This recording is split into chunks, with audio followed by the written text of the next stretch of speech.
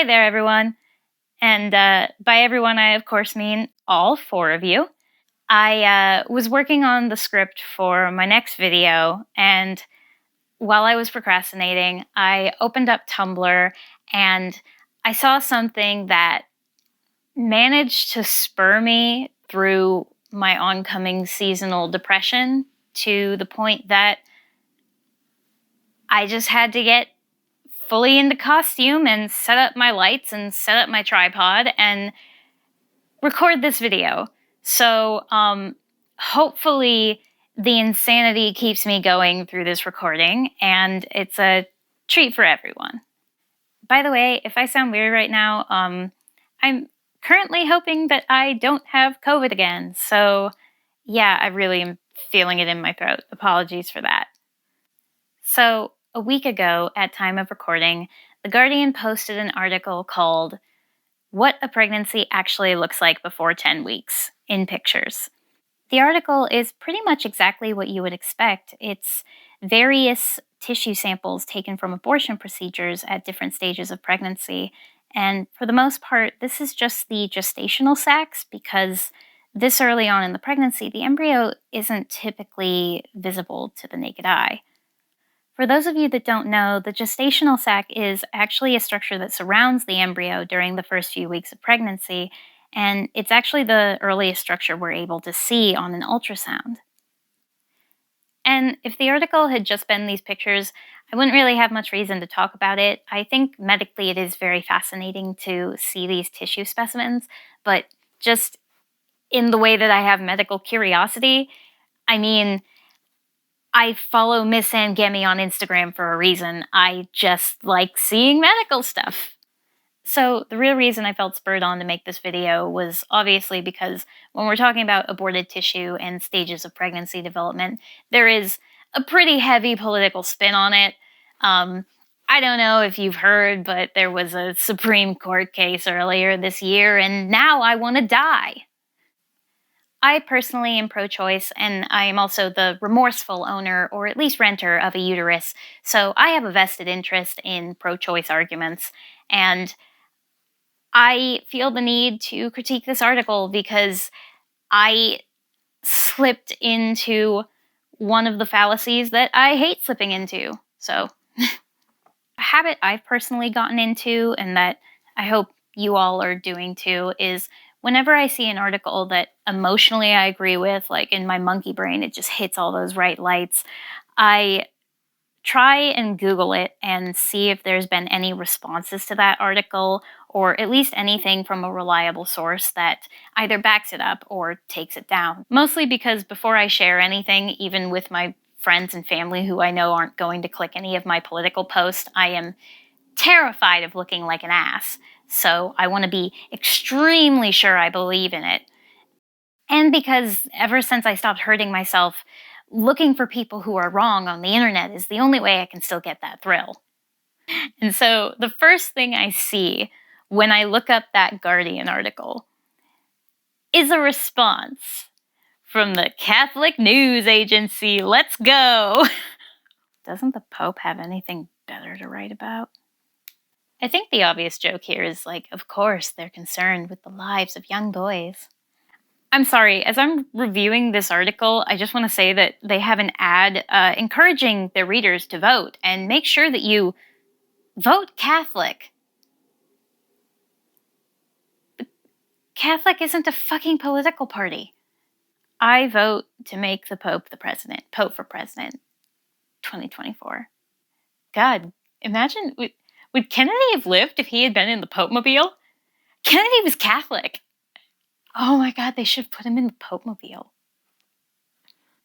Now, I have to be understanding that Catholic people in general probably wouldn't be very fond of me or my people just because we had something to do with a carpenter or another, but it wasn't Karen Carpenter, so honestly, who cares?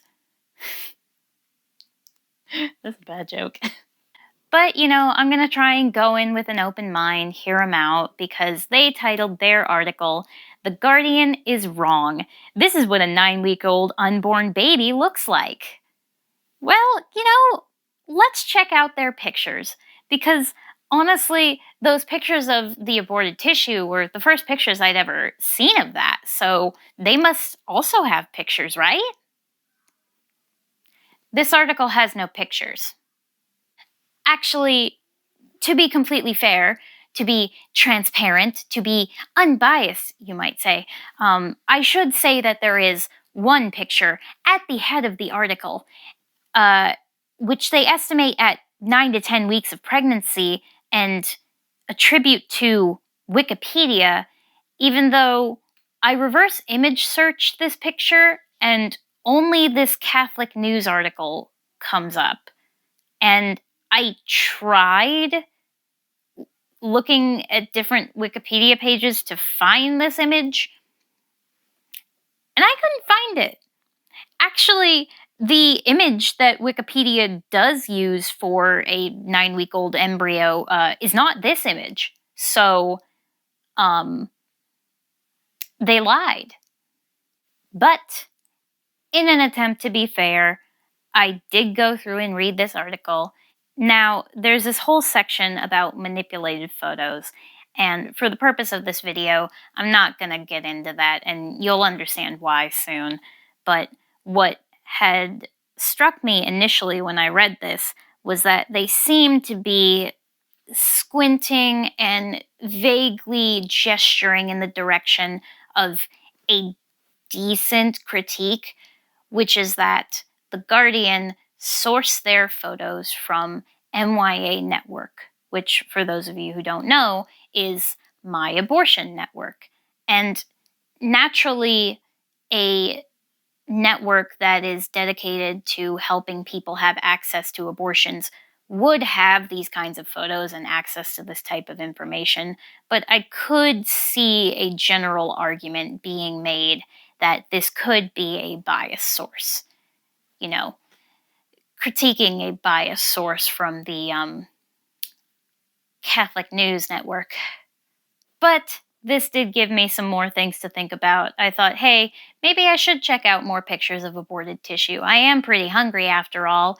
So I go back and I decide to keep reading, and then I see a Slate article that just bends me over the knee. Those pregnancy tissue photos were destined to backfire on abortion rights supporters. And I'm kind of embarrassed to admit it, but initially I read that headline and I thought, what? I've seen some lefties sharing this article, and I read it myself, and I found pictures kind of compelling in just a medical fascination way. And I thought, what's bad about sharing pictures of aborted tissue? Some people actually do want to see that and want to see what they might potentially have leaving their body. I'm someone who had an abortion, and I have no soul, so I have no remorse about that. But other people might. Honestly, I shouldn't even make that joke because, like, I am a complete human person with a pretty good moral compass, and I'm also someone who had an abortion. Those two aren't mutually exclusive. But as I go in and read the article, I realize that I've done it again. I've fallen into the same rhetorical trap that a bunch of us always fall into when it comes to talking about abortion and reproductive rights. Honestly, it's embarrassing because I already know that when it comes to abortion and reproductive rights, you have to argue on the basis of autonomy. You're never going to win with somebody who is pro-life, and most importantly, you're never going to persuade them when you're trying to argue on the basis of when does life begin, because that is a deeply personal, philosophical, spiritual question that people have been agonizing over for centuries, and it's not a scientific thing, as much as they try to make it out to be one. We are the ones who define these words, and as long as there is a gray area, as long as there are different perceptions of when life begins, you will never win that way. You have to argue on the basis of autonomy. When does someone stop consenting to having their body used? And when is it okay for the state to step in and say that your body has to be used in a certain way? That's a scary question. So the reason I wanted to make this video isn't even to talk about abortion broadly.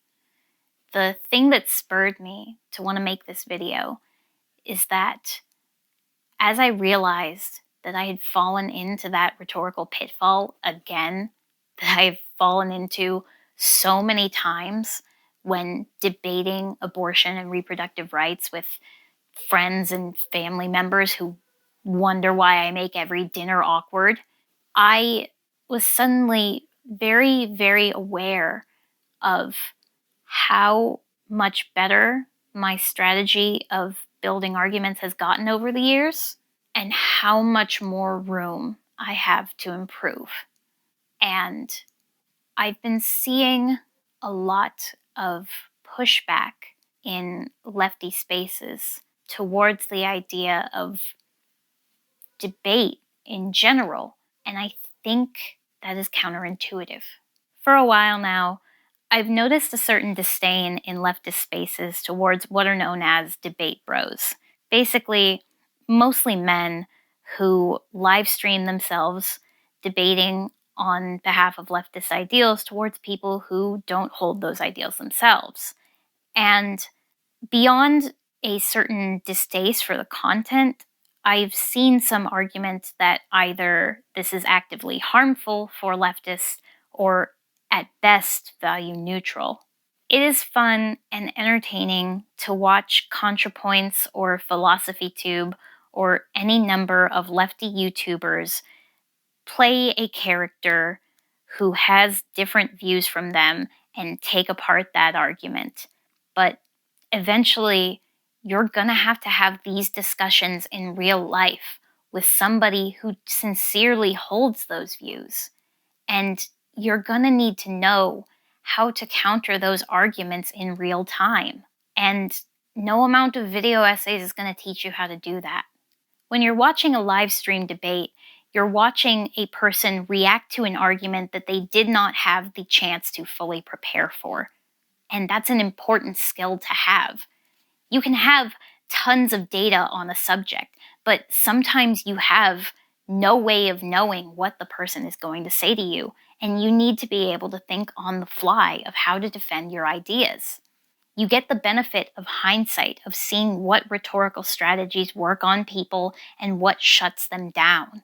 Even if you don't want to watch debate streams, which, fair, you should take a step back and think about whether or not you feel confident that you could defend your ideas in an argument. Do you feel that you know the strategies, that you know the rhetorical devices people will use to try and trip you up and make your ideas look unsound? Do you really know enough about your ideas to coherently defend them? You can preach endlessly on twitter.com and in your Discord about what you believe in, but ultimately you need to convince a lot of people if you ever want change to come about. And if you don't know how to talk about what you believe in and what you think is the best course of action, you're not bringing anyone over. So anyway, that was me getting on my soapbox after cringing at myself for falling for that rhetorical trap again. I really do so sincerely love traps. And hopefully we can all take this as a reminder to work on our rhetorical strategies, because Thanksgiving is right around the corner and PragerU is putting out videos saying to have political discussions with your family members. So be ready, folks. And hopefully this year the turkey can be served with some hands. What am I talking about? And the good thing about this Guardian article is that what I will be using these photos for is for comparison. Every time someone tries to tell me that abortion is worse than the Holocaust. Because Kanye's out in these streets saying, I'm joining the fight against Nazis on the side of the Nazis. I thought I was getting sick, and now my throat is fucking killing me. I am sick. I'm done.